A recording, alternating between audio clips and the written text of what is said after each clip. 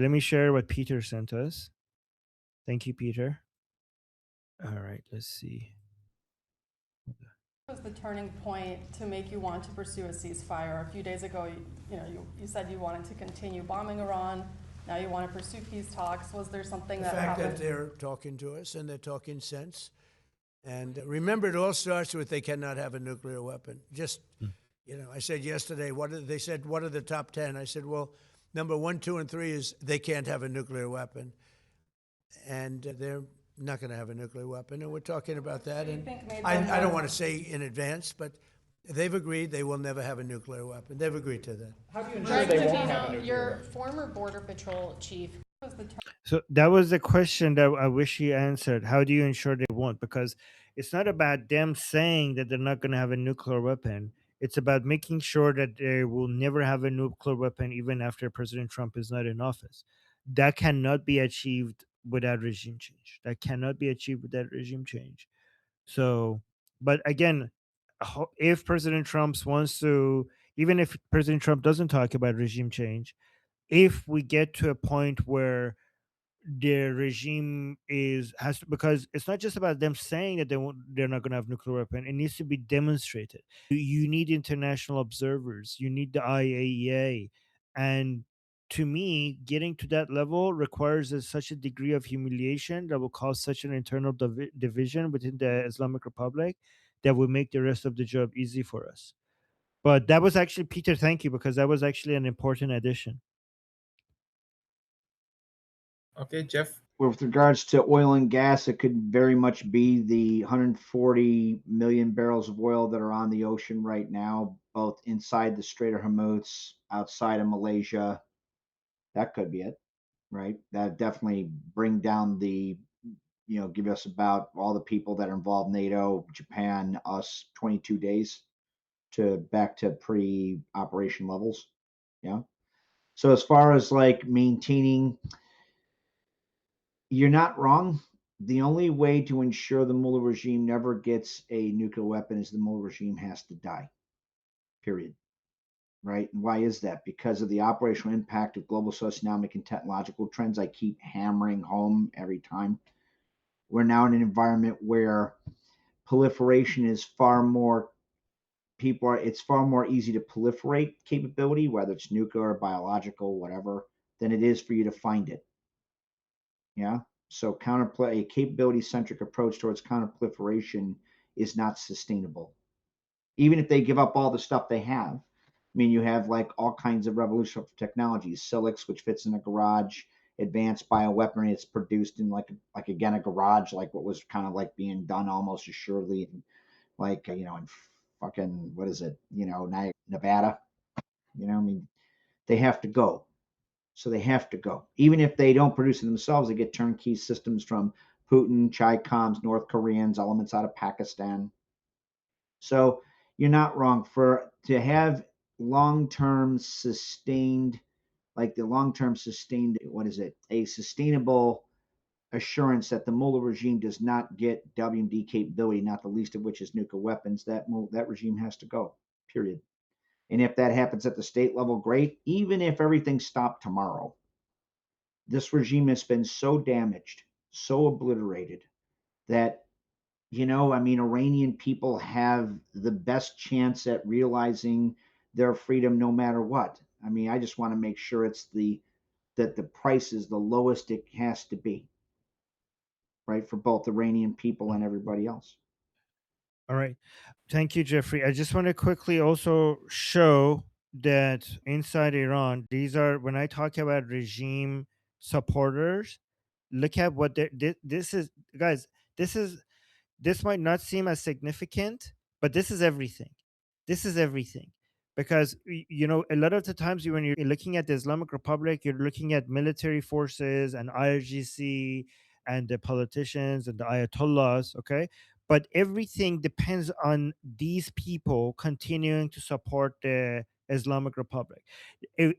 Everything that the Islamic Republic does that might not make sense to you, it will make sense when you look at it from the lens of what do these people want and what would make these people stop supporting the regime.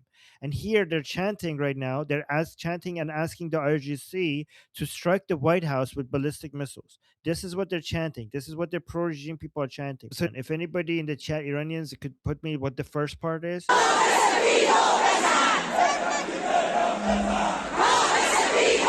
So the people who know how to precisely hit targets target the White House, hit the White House.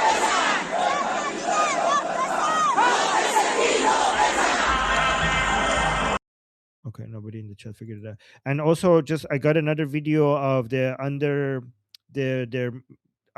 mountain missile towns that they have. So this is what it looks like once you actually go through past the first entrance.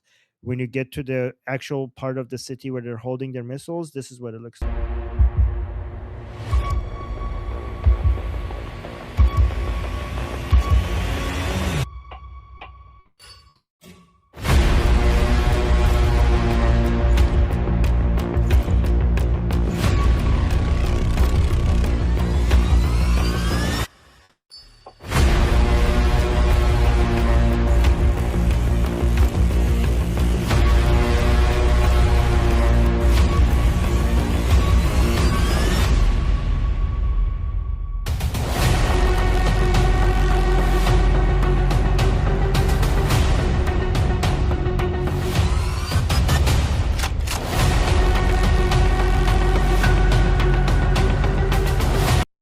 Guys, no, this is not AI. This is very old footage. We have this footage from before AI was capable of making images precisely, so we know this is real.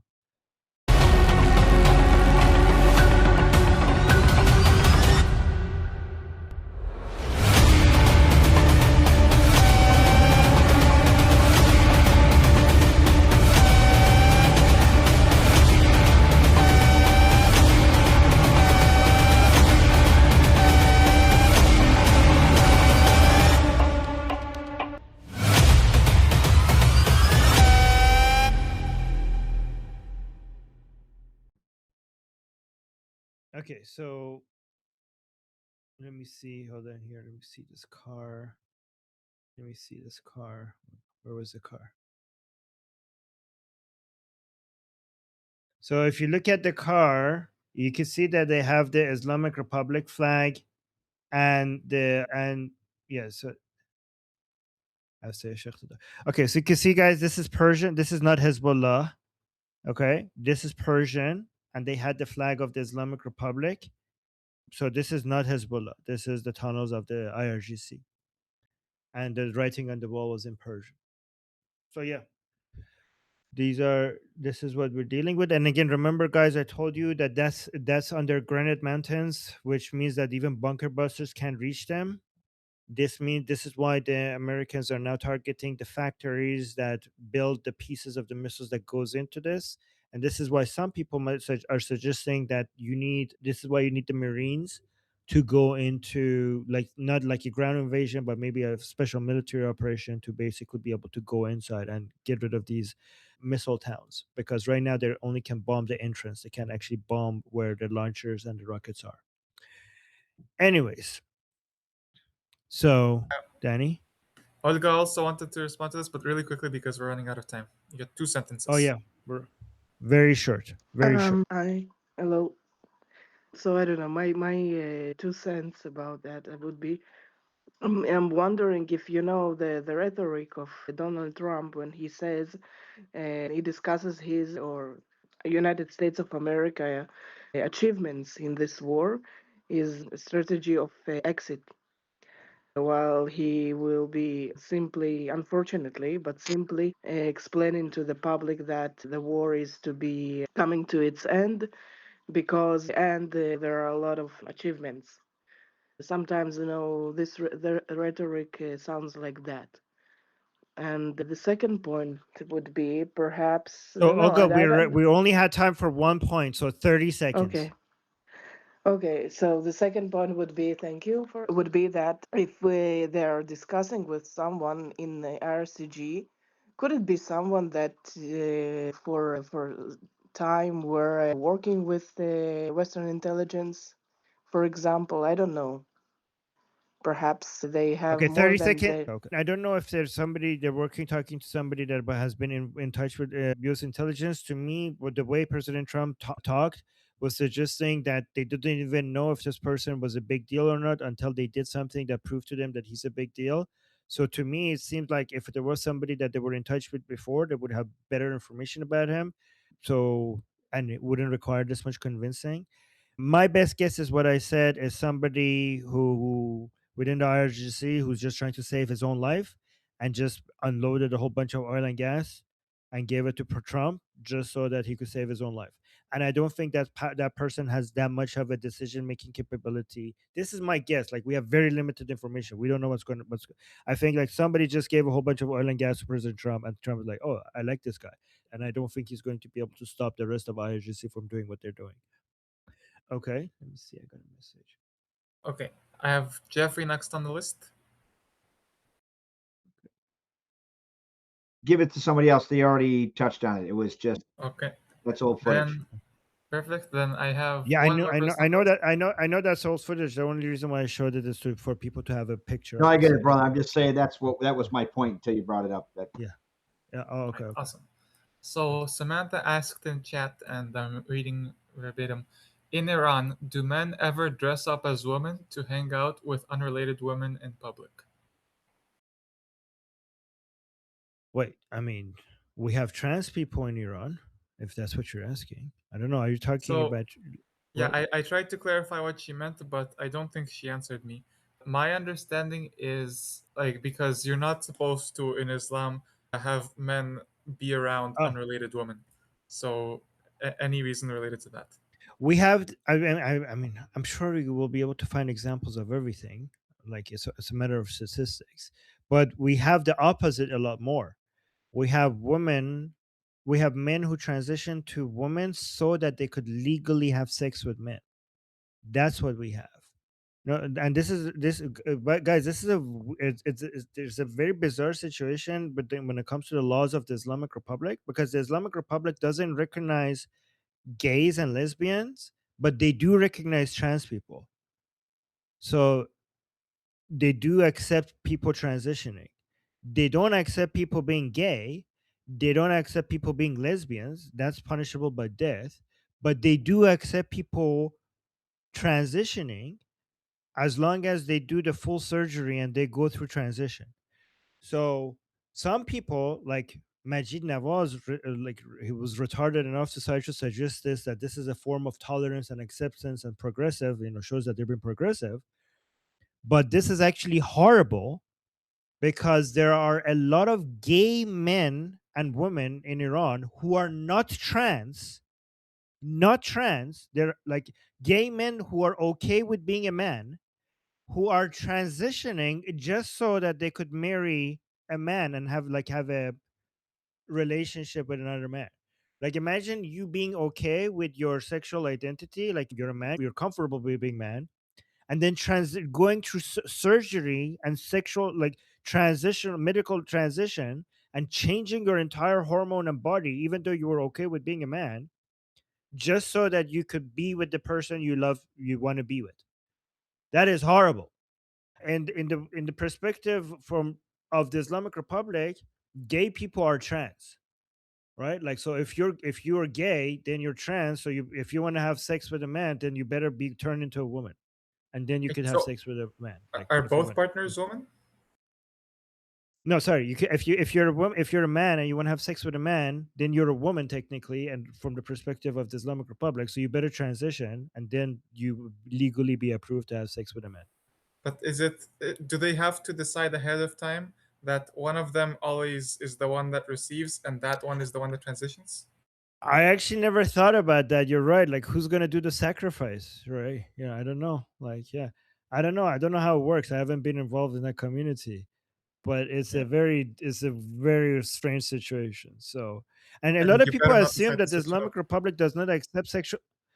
A lot of people assume that the Islamic Republic, because they know how anti-gay the Islamic Republic is, so a lot of people just assume that the Islamic Republic obviously doesn't accept people sexually transitioning. But no, they do. It's legal, and it's an industry inside Iran, and it's completely legal and it's completely approved, and it's actually the only way to legally be gay. Apparently, it's very bizarre. Jeffrey, Yeah. put it 2 in the chat, and then Armin has to go. We even had a father come and stab and kill I don't know if he managed to kill him or not, but he stabbed a doctor for transitioning his son or his daughter. I don't know. Like, there was a father that was so pissed off with it that a doctor transitioned his daughter that they went and stabbed the doctor. I forgot if the news reported that the doctor died or not. I was just going to say some of the besieged tried to transition to escape AI and machine learning to no avail. Yeah. Right when they were putting out a job trying to escape targeting, it didn't help. I just figured that was kind of funny. Yeah, no, but yeah, it's bizarre. Like, but there are many trans people inside Iran that they legally are trans people. So I wasn't making light of that, brother. yeah. I was. Yeah. No. I wasn't suggesting that you were. No, Jeffrey, I'm okay. I'm okay with dark humor. I am. Okay.